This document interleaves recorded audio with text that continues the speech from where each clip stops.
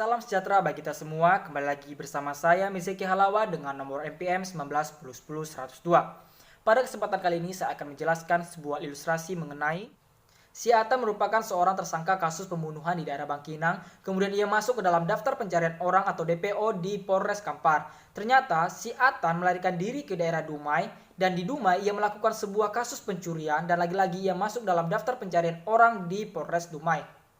Lalu si Atan bersembunyi di daerah Palembang. Di daerah Palembang ia melakukan kasus pemerkosaan dan lagi-lagi ia masuk dalam daftar pencarian orang atau DPO di Polresta Palembang. Dalam pelariannya menuju Jambi, lagi-lagi si Atan melakukan sebuah kasus, yaitu sebuah kasus penipuan yang membuat dirinya masuk ke dalam daftar pencarian orang atau DPO di Polresta Jambi. Pada akhirnya si Atan tertangkap di rumah orang tuanya yang termasuk dalam wilayah hukum Polresta Pekanbaru. Dalam contoh ilustrasi si Atan tersebut di atas, kemudian muncullah beberapa pertanyaan sebagai berikut. Pertanyaan yang pertama, sebutkan dan jelaskan bentuk-bentuk konkursus, dan dalam kasus si Atan tersebut termasuk dalam konkursus yang mana? Pertanyaan kedua, menurut Anda, di manakah kasus si Atan tersebut diproses? Pertanyaan ketiga, uraikan ilustrasi dari bentuk-bentuk lain konkursus. Masing-masing dijelaskan dua ilustrasi contoh. Baiklah, saya akan menjawab dari beberapa pertanyaan tersebut sebagai berikut. Pertanyaan pertama. A. Konkursus terdiri dari 3 bentuk, yaitu 1. Konkursus idealis. Konkursus idealis merupakan apabila seseorang melakukan satu perbuatan dan satu perbuatan itu melanggar beberapa ketentuan pidana, atau sering juga disebut sebagai perbarengan peraturan. 2. Perbuatan berlanjut. Perbuatan berlanjut merupakan apabila seseorang melakukan suatu perbuatan yang sama selama beberapa kali, dan dari perbuatan-perbuatan tersebut memiliki hubungan yang sangat erat, sehingga rangkaian perbuatan-perbuatan tersebut harus dianggap sebagai perbuatan lanjutan. 3. Konkursus realis. Konkursus realis merupakan apabila seseorang melakukan beberapa perbuatan sekaligus, dan dari perbuatan-perbuatan tersebut merupakan perbuatan-perbuatan yang masing-masing berdiri sendiri dalam suatu tindak pidana. Konkursus realis sering juga disebut sebagai perbarengan perbuatan. B. Dalam kasus si Atan tersebut termasuk dalam bentuk konkursus yang mana? Menurut saya, dalam kasus si Atan tersebut termasuk dalam bentuk konkursus realis. Mengapa demikian? Karena dalam kasus si Atan tersebut terdiri dari beberapa perbuatan-perbuatan yang berdiri sendiri dalam suatu tindak pidana. Pertanyaan kedua, di manakah kasus si Atan tersebut diproses? Sebelum saya menjawab pertanyaan ini, saya akan menguraikannya satu persatu. Dari pertanyaan sebelumnya, saya menjawab bahwa kasus si Atan tersebut termasuk dalam bentuk konkursus realis. Karena dalam kasus si Atan tersebut, si Atan melakukan 4 perbuatan yang berbeda dengan suatu tindak pidana yang berdiri sendiri. Yang pertama, ia melakukan perbuatan pembunuhan di daerah Bangkinang. Di sini, pasal mengenai pembunuhan itu diatur dalam pasal 338 KUHP dengan hukuman penjara selama 15 tahun penjara.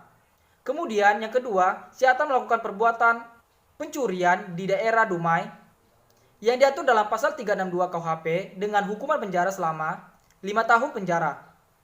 Kemudian, kasus ketiga atau perbuatan yang ketiga yang dilakukan oleh si Atan adalah pemerkosaan yang dilakukannya di daerah Palembang atau di kota Palembang yang diatur dalam pasal 285 KUHP dengan hukuman penjara selama 12 tahun penjara. Serta kasus terakhir atau perbuatan terakhir yang dilakukan si Atan adalah penipuan yang dilakukannya di daerah Jambi, di mana perbuatannya ini diatur dalam pasal 378 dengan hukuman penjara selama 4 tahun penjara. Jadi, dari keempat perbuatan yang dilakukan oleh si Atan, perbuatan paling berat adalah perbuatan pembunuhan atau kasus pembunuhan yang dilakukannya di daerah Bangkinang. Di mana dalam kasus pembunuhan ini si Atan dapat dipenjara selama 15 tahun penjara menurut pasal 338. Sehingga, untuk menjawab pertanyaan nomor 2 tersebut, maka si Atan diproses di Polres Kampar. Karena perbuatan yang paling berat adalah perbuatan pembunuhan yang terjadi di daerah Bangkinang yang termasuk dalam wilayah hukum Polres Kampar. Pertanyaan ketiga, uraikan ilustrasi untuk bentuk konkursus yang lain. Masing-masing sebanyak 2 ilustrasi contoh. A. Konkursus idealis. Contohnya, yang pertama, seorang ibu membunuh bayinya. Kasus atau perbuatan pembunuhan diatur dalam pasal 338 dengan hukuman penjara selama 15 tahun penjara.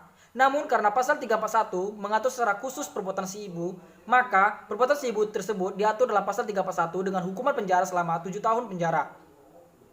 Kedua, kasus pembunuhan karena dendam. Seorang yang bernama Samsudin merasa dendam pada seseorang yang bernama Malik. Pada suatu ketika, Malik sedang mengendarai sebuah mobil. Kesempatan tersebut dimanfaatkan oleh Samsudin untuk meluluskan rencananya itu dengan jalan menembakkan senjata ke arah mobil tersebut yang berakhir dengan kematian sekaligus terbakarnya mobil Malik tersebut. Dalam kasus ini, maka ada dua pasal yang telah dilanggar oleh Samsudin, yaitu pasal 340 KUHP tentang pembunuhan berencana dan pasal 406 KUHP tentang pengerusakan barang.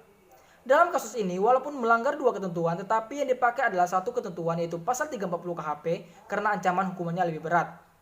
Pada pasal 340 KHP tentang pembunuhan berencana, maka Samsudin mendapatkan hukuman selama seumur hidup atau selama waktu tertentu atau paling lama selama 20 tahun penjara. Sedangkan dalam pasal 406 KUHP tentang pengerusakan barang, maka Samsudin mendapatkan hukuman 2 tahun 8 bulan dengan denda 4.500. Sehingga dari kedua hukuman tersebut, hukuman paling berat adalah hukuman pada pembunuhan berencana, yaitu seumur hidup atau paling lama 20 tahun penjara. Maka daripada itu, si Samsudin dihukum dengan pasal 340 KUHP. B. Perbuatan berlanjut. Contohnya, 1. Kasus pemalsuan dan pengerusakan mata uang. Misalnya, si A melakukan pemalsuan terhadap mata uang yang diatur dalam pasal 244 KUHP dengan hukuman penjara selama 15 tahun penjara.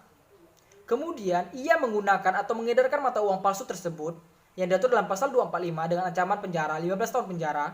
Dalam hal ini, perbuatan si A tidak dipandang sebagai konkursus realis, tetapi dipandang sebagai perbuatan berlanjut sehingga maksimum pidana yang dapat dijatuhkan adalah 15 tahun penjara.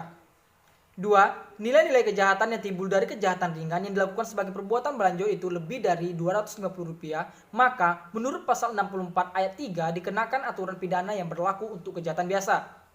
Misalnya, si A melakukan 3 kali penipuan ringan yang diatur dalam pasal 379 KUHP berturut-turut sebagai suatu perbuatan berlanjut dan jumlah kerugian yang timbul adalah lebih dari Rp250. Terhadap si A bukannya dikenakan pasal 379 yang maksimumnya adalah 3 bulan penjara, tetapi dikenakan pasal 378 yang maksimumnya 4 tahun penjara. Demikianlah hasil penjelasan saya dan jawaban saya mengenai ilustrasi tentang kasus kejahatan tersebut. Lebih dan kurang saya mohon maaf dan terima kasih atas perhatiannya.